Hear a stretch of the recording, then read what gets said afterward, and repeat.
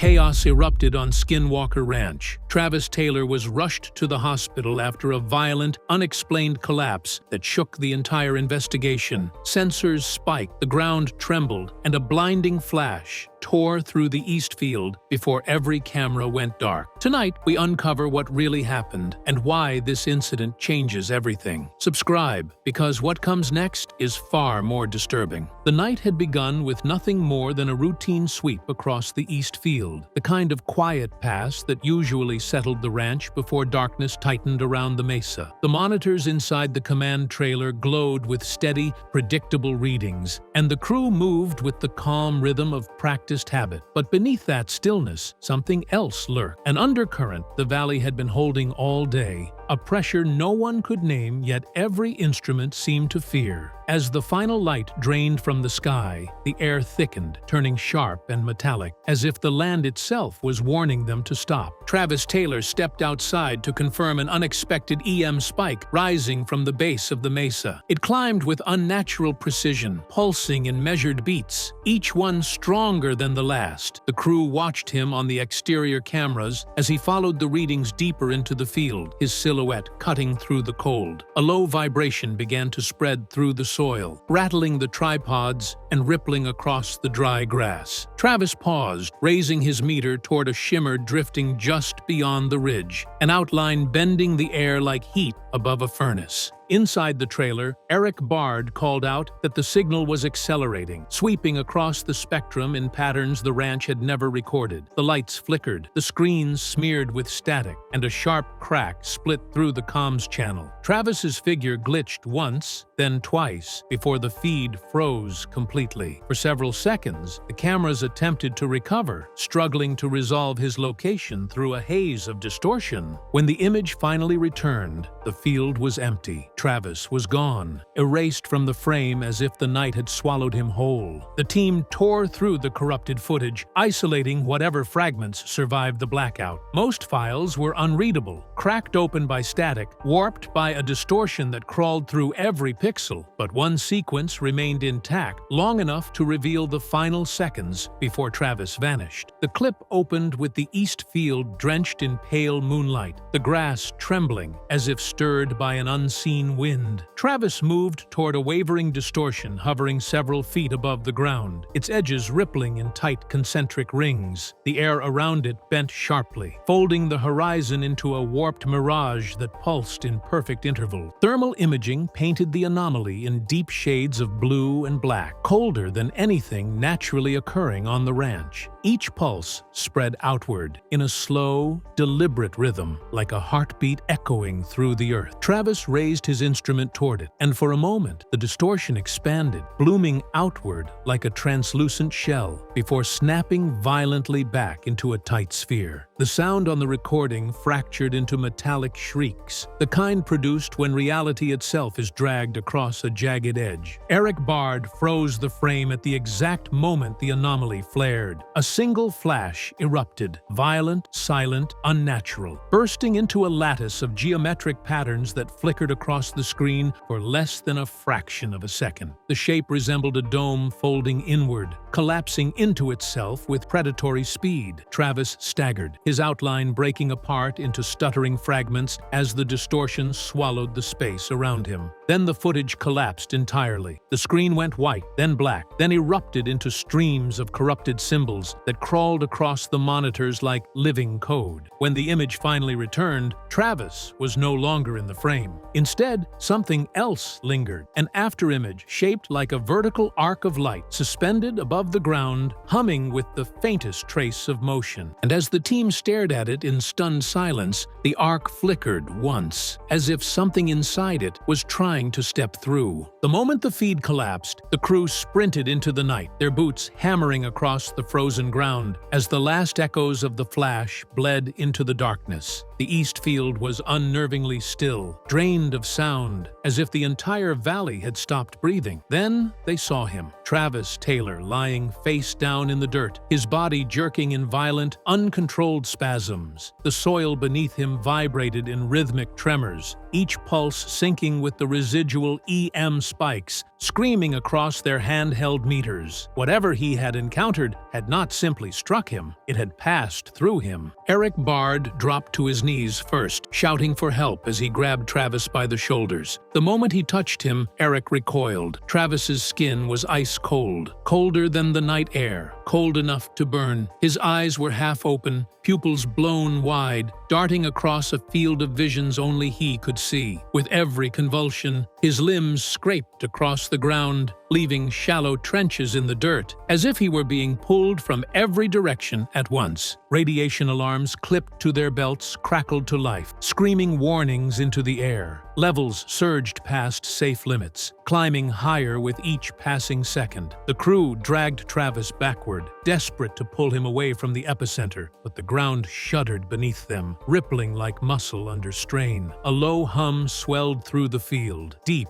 mechanical, sentient, vibrating through bone more than air. Travis's chest seized, and a thin wheeze escaped his lips, barely audible over the rising resonance. Then, for an instant, he stilled. Every tremor, every spike, every alarm went silent. His mouth opened slightly, as if gathering breath from somewhere distant, somewhere unseen. The crew leaned closer, waiting for any sign of lucidity, any whisper of recognition. What came out instead was a faint, ragged murmur. Just 2 words, fragmented by pain, strained through clenched teeth. It reached. His body convulsed again, harder than before, so violently the team could barely hold him down. And as the hum surged back through the earth, louder, deeper, hungrier, it became clear that whatever had touched Travis hadn't finished with him yet. By the time the ambulance doors slammed shut, Travis's condition had shifted from violent convulsions to a chilling, motionless stillness that unsettled even the paramedics. His pulse flickered in irregular bursts, racing one moment and collapsing the next, as if his body was struggling to sync with 2 rhythms at once. At the hospital, doctors surrounded him with hurried precision, cutting away his shirt to access his vitals, only to stop cold when the marks appeared. Thin, symmetrical patterns etched themselves across his chest and spine, glowing faintly beneath the skin like embers cooling in the dark. The shapes weren't burns, they were too clean, too deliberate, arranged in a geometry no injury could naturally produce. As the medical team worked, the monitors beside his bed began to stutter, their readings jumping in sharp, unnatural spikes. The heart rate monitor climbed in perfect intervals, 3 pulses, pause, 3 pulses, mirroring the same rhythm the ranch had recorded moments before Travis collapsed. Every machine in the room reacted at once, screens flickering, alarms chirping in discordant cries. The staff exchanged uneasy glances, whispering about interference, but nothing explained why only the equipment surrounding Travis was affected. Hours passed, but he remained locked in a half-conscious haze, breathing shallowly, muscles twitching beneath the sheets. When nurses attempted to photograph the marks, the images came back distorted, smeared by streaks of light that bent across the frame. One technician swore she saw the patterns shifting, rearranging themselves like living circuitry beneath his skin. Then, just after sunrise, his body arched violently off the bed, eyes snapping open as every monitor flatlined for a single, deafening second. His lips parted, trembling as if some unseen force had pushed a message through him. And when the sound finally escaped, it wasn't a cry of pain. It was the same low, pulsing hum echoing from deep beneath the mesa. Back at the ranch, Brandon Fugel ordered an immediate lockdown, sealing off the east field before the first rays of morning light reached the mesa. The crew moved with a tense urgency, their faces drained and hollow from the night's chaos. Every instrument touched by the anomaly was quarantined inside the command trailer, cameras with melted connectors, spectrometers frozen mid-reading, and hard drives that pulsed with corrupted data like infected organs. Eric Bard isolated the equipment tied to the EM spike, only to find circuitry warped into twisted spirals, as if some invisible force had folded the components from the inside out. Nothing behaved like machinery anymore. It behaved like residue from an encounter no one was prepared to name. As Eric traced the power surge backward, he found something even stranger. Several devices had activated themselves during the blackout, recording footage no one had triggered, capturing angles the cameras weren't pointed toward. Frames flickered with shapes suspended in darkness, curved arcs of light, drifting orbs, and thin figures standing still against the mesa's ridge. Each appeared for less than a second before dissolving into static, but the impressions lingered like afterimages burned onto the mind. A security guard patrolling the northern fence reported seeing an orange glow rising above the mesa just minutes after Travis was evacuated. The light hovered motionless, swelling and contracting in slow pulses, casting unnatural shadows that crawled across the stone. When he attempted to radio the team, the transmission dissolved into sharp, metallic screeches that sent him stumbling backward in panic. He later admitted the sound felt less like interference and more like something trying to speak through the static. Inside the trailer, the lights dimmed without warning. Every monitor shut off, then flashed to life simultaneously, bathing the room in a cold, synthetic glow. Words formed across the screens, jagged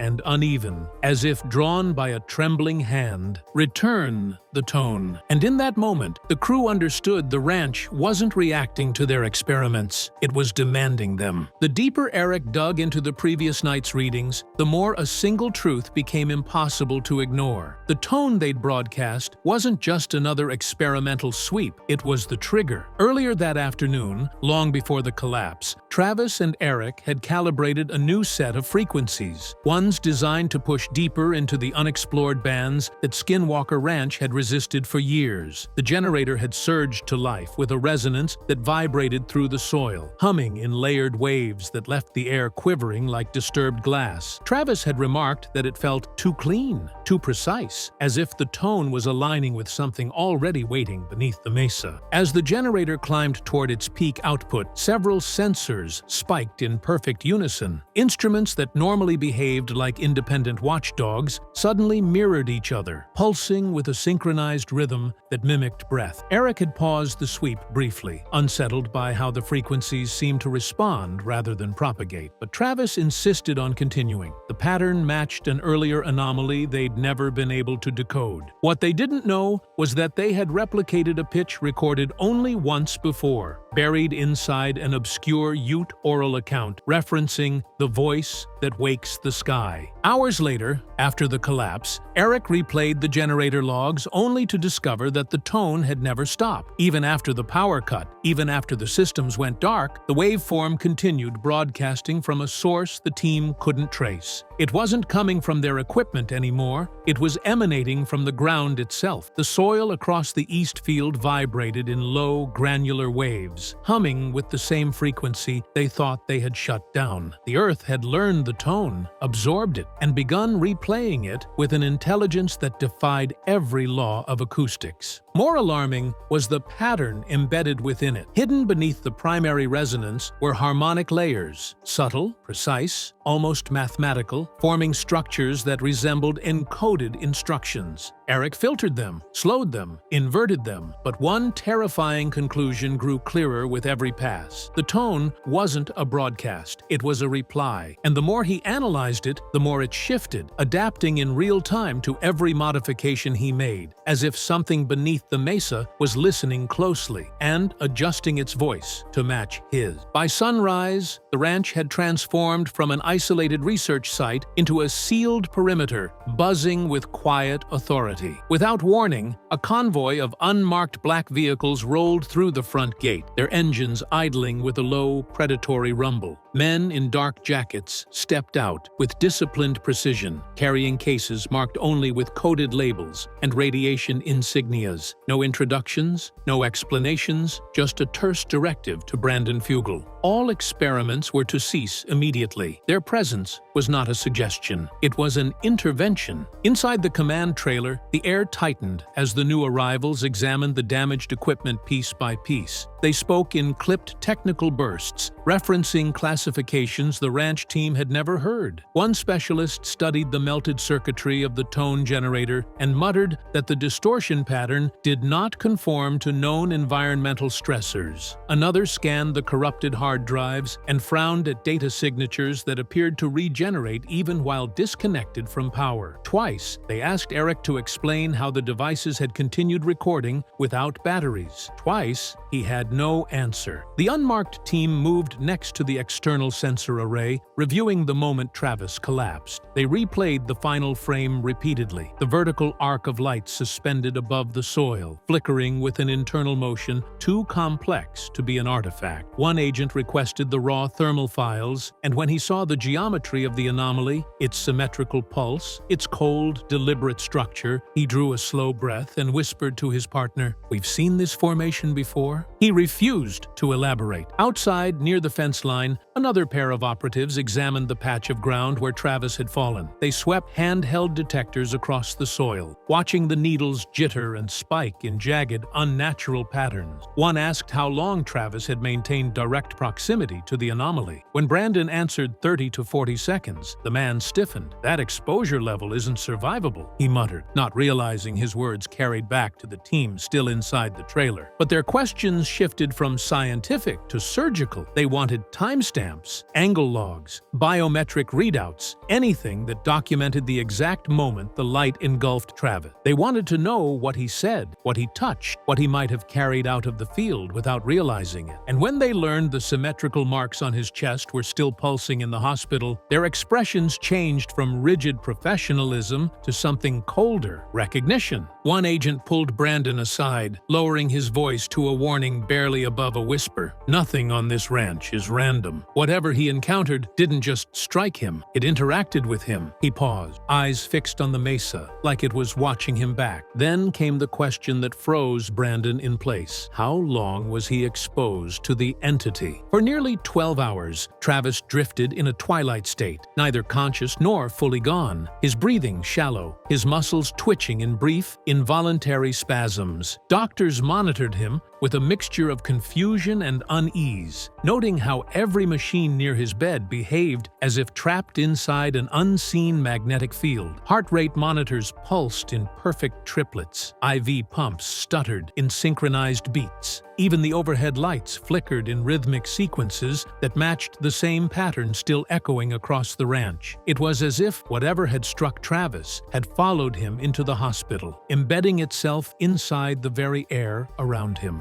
At 3:14 p.m., his fingers trembled. A nurse rushed to his side just as his eyelids fluttered open, revealing pupils dilated to unnatural black discs. He didn't seem to see the room. He stared through it, past it, eyes fixed on something distant and intangible. A cold shiver raced through the staff as he whispered a string of fragmented words, disjointed and strained, each syllable escaping like it was being forced through him rather than spoken by him. Light, under, stone, coordinates, below. His pulse surged into erratic bursts, and the symmetrical marks across his chest flickered faintly beneath the skin, glowing in perfect unison with the beeping monitors. The doctor leaned close, trying to steady him, but Travis suddenly gasped, as if yanked back from a precipice only he could see. His body arched, and his voice dropped to a trembling whisper. "It followed me." The temperature in the room plunged, frosting the edges of the heart monitor. One nurse stepped back, swearing she heard a low hum vibrating through the floor, resonating up her legs like distant machinery, waking beneath concrete. Then, without warning, Travis snapped fully awake, his eyes locked onto the ceiling, wide and terrified, as if recognizing a presence hovering just above him. Breathing in ragged bursts, he grabbed the doctor's sleeve with surprising strength. "Is the tone still playing?" he demanded. Before the doctor could answer, every machine in the room flared at once, screens brightening into blinding white as a deep pulsing vibration tore through the walls. And for the first time since the incident, Travis began to cry. At the ranch, the quiet should have returned with Travis gone, but instead, the land behaved like a wounded animal, restless and alert. Hours after the ambulance disappeared down the dirt road, the sensors spread across the east field activated on their own. Their displays flickered to life without power commands, broadcasting the same 3-beat pulse that had haunted every experiment leading up to Travis's collapse. The readings didn't drift or fade. They strengthened, growing sharper, louder, more deliberate, until the entire data board inside the command trailer pulsed in a synchronized throb, as if mimicking a heartbeat deep beneath the mesa. Eric Bard paced between monitors, tracing the signals as they drifted along the ridgeline. Their origin point was impossible, buried somewhere inside solid rock. The ground outside trembled in shallow shivers that rattled the tripods and sent dust sliding off the trailer roof. Even the animals sensed the shift. Cattle refused to graze near the fence line, gathering instead in tight circles with their heads fixed toward the mesa, lowing in anxious, guttural tones that echoed across the valley. Local residents began calling the ranch within minutes. Some reported silent orbs drifting above the canyon,